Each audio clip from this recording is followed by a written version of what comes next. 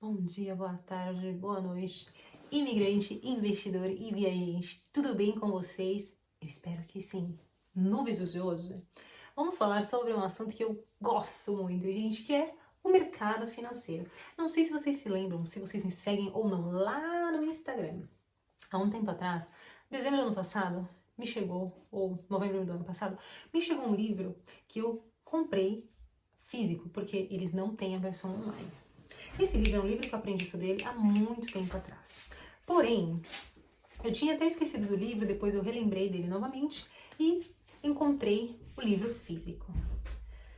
Demorou para encontrar, porque eu, na verdade, encontrei um na Amazon por 100 euros. Falei, gente, não vou pagar 100 euros no livro que custa 17. E aí eu encontrei uma sebo online da Inglaterra. E nessa sebo eu encontrei o livro, gente, por 3 euros. Mais 3 euros de despacho. E esse livro é o livro da Beardstown Ladies. Esse livro nada mais é do que um Common Sense Investment Guide. O que são ou quem são as Beardstown Ladies? As Beardstown Ladies são 16 senhorinhas que moravam nessa cidade de Beardstown e criaram um grupo, um clube de investimento. E ali na casa dos seus 60, 70, 80 anos, elas começaram a investir. Elas nunca tinham investido na vida delas e começaram a investir e tiveram muito sucesso no mercado de investimentos. Na verdade, gente, dizem que elas, quebraram, arregaçaram com muitos gerentes de fundos de empresas gigantescas da Wall Street.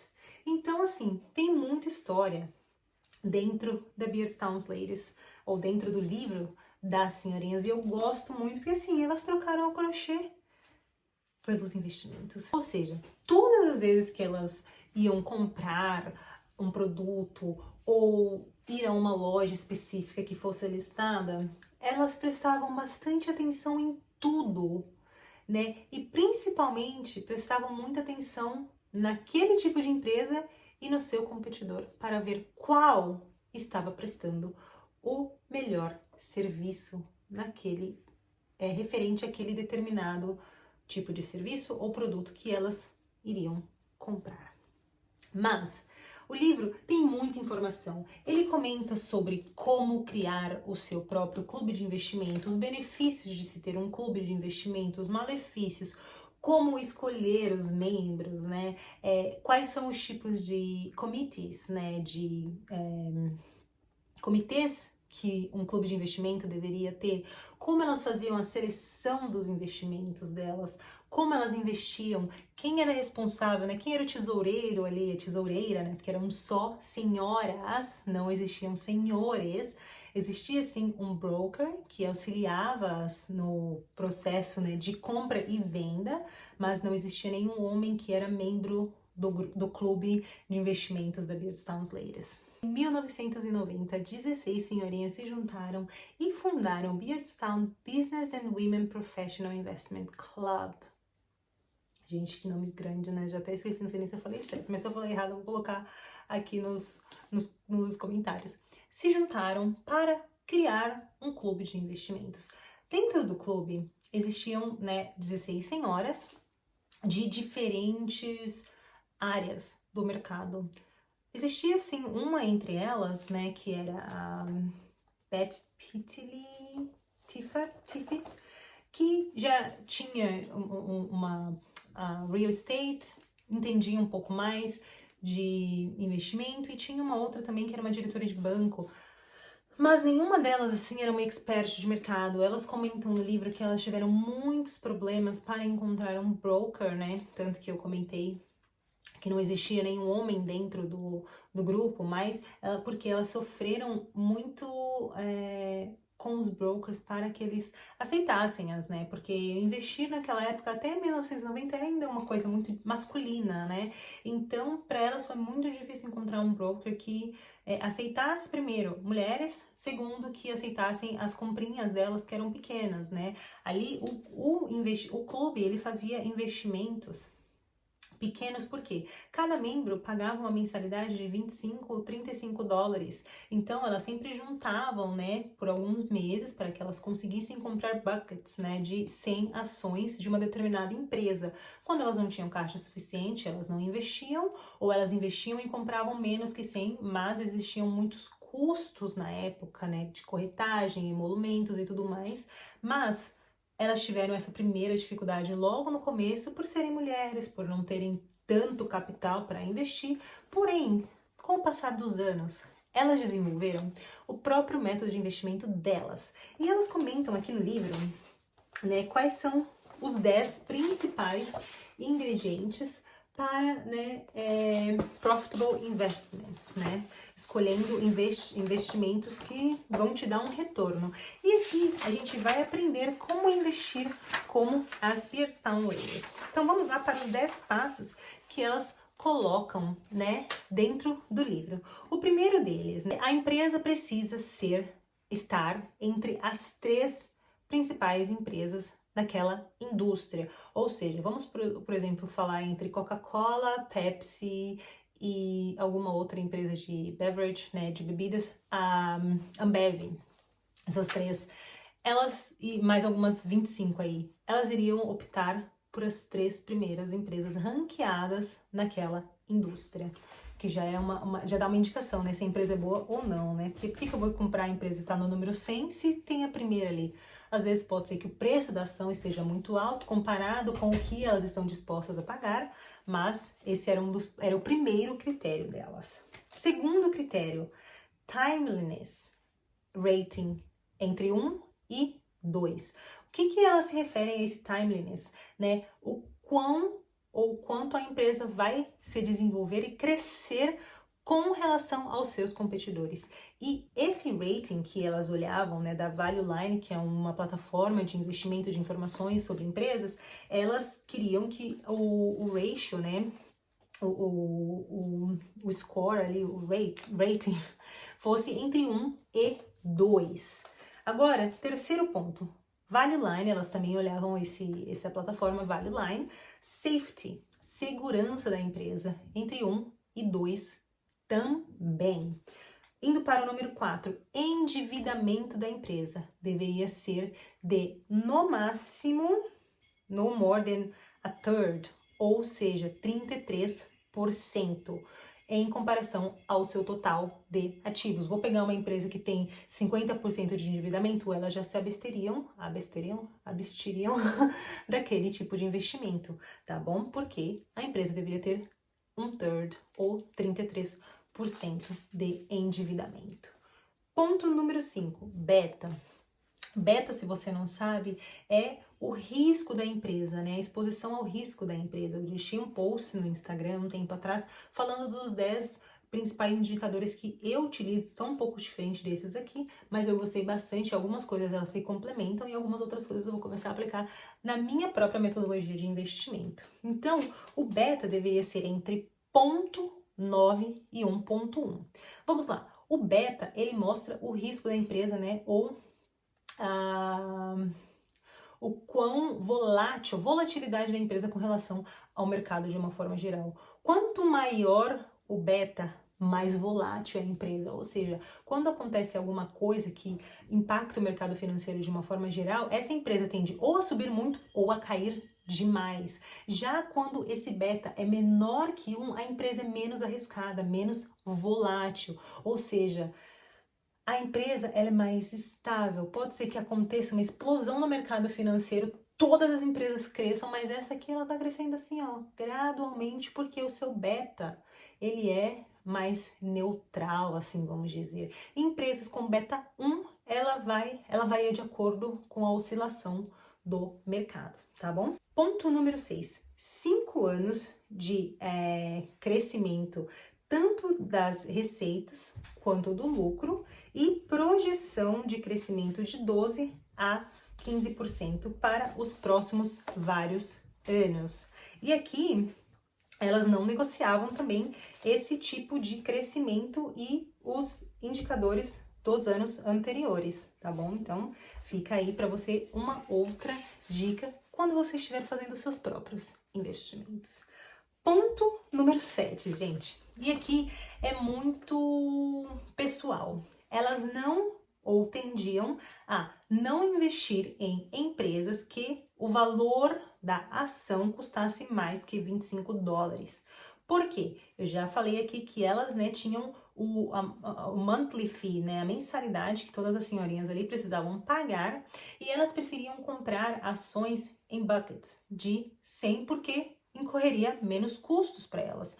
Porém, empresas ali acima de $25 já ficava muito mais caro para elas, né? Por conta exatamente da estrutura do clube, né? Às vezes elas até antecipavam algumas mensalidades quando uma empresa que elas queriam muito, né, estava disponível e estava muito barata, elas antecipavam e tudo, mas elas tinham como critério não investir em empresas que custassem mais do que $25.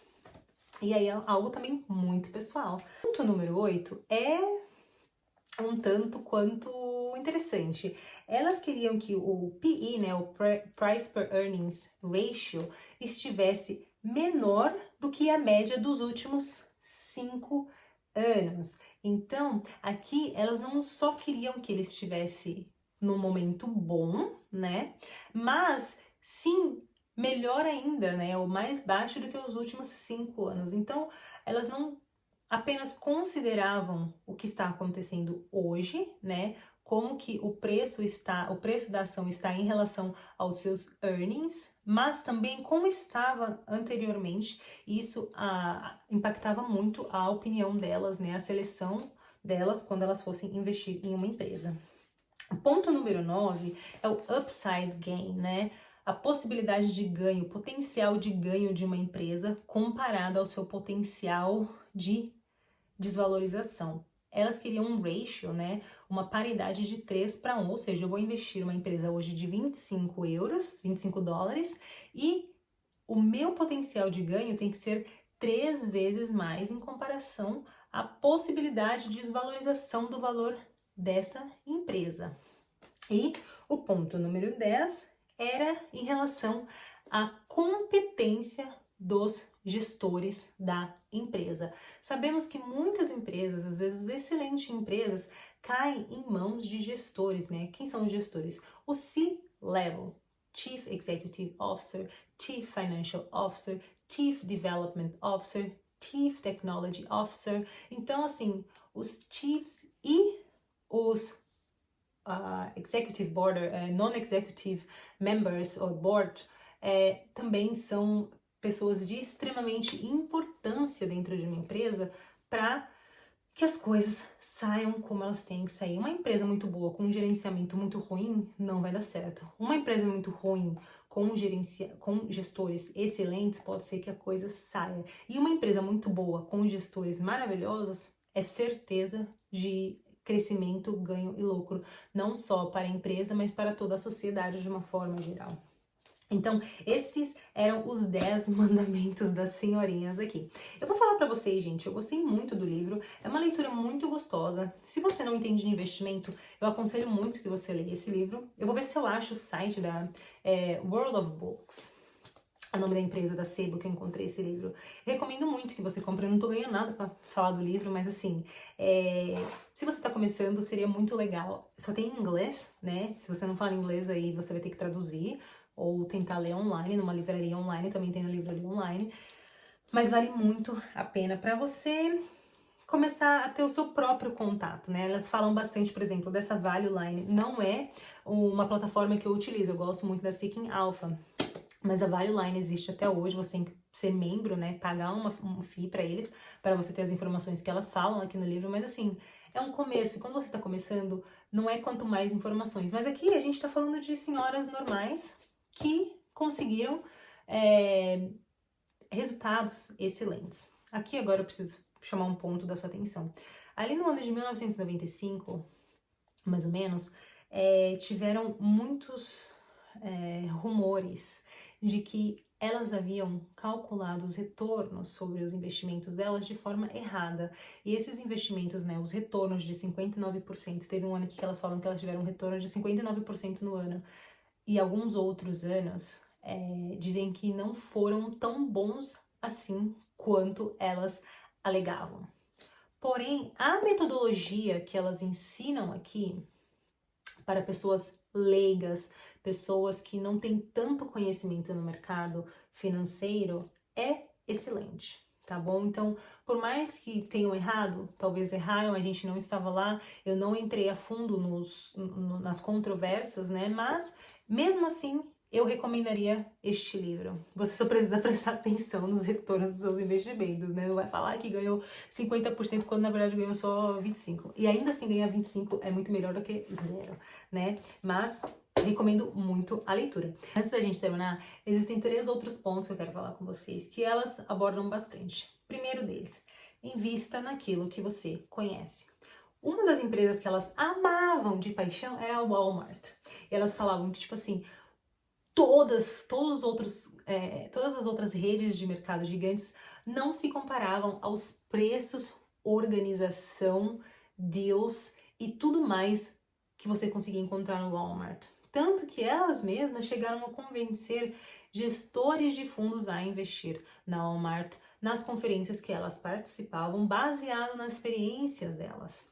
Outro ponto é ler as demonstrações financeiras das empresas na qual você investe. Nas demonstrações financeiras, gente, você vai conseguir extrair e obter todas as informações que você precisa daquela empresa para que você possa fazer o seu investimento de uma forma mais segura, mais assertiva e baseado nas informações que você aprendeu, que você descobriu, que você verificou e que você validou por si mesmo, tá bom? E o último ponto é em relação ao gasto dos seus ganhos dentro do mercado financeiro. As senhorinhas, elas faziam de tudo. Cruzeiro na Europa, compraram carro, mandaram os netinhos para as melhores escolas ali dos Estados Unidos, até porque a gente sabe que a educação nos Estados Unidos é bem cara. Então, assim, elas aproveitaram a vida, entendeu? Ganharam dinheiro dentro do mercado, começaram com pouco, um portfólio ali pequeno. Elas não apenas investiam dentro do clube, mas elas também faziam seus próprios investimentos de formas individuais, né? Então aqui, a gente tá falando hoje, não sei, de Walmart, né? Decidiram que vão comprar dentro do clube e aí também de forma individual elas faziam os próprios investimentos delas.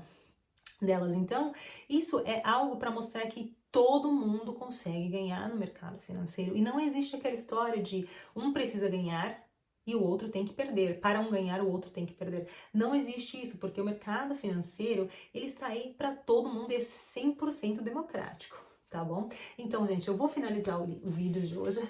Mais uma vez, vou aqui, ó, colocar o livro para vocês verem que ele é um livro sensacional. Então, não esqueça de baixar e tentar lê-lo numa livraria online ou comprá-lo, gente. São 7 euros que você vai gastar e que você vai obter conhecimento de valor. Melhor que muito Netflix, tá bom? Então, é isso para o vídeo de hoje. Um beijo e até a próxima. Tchau!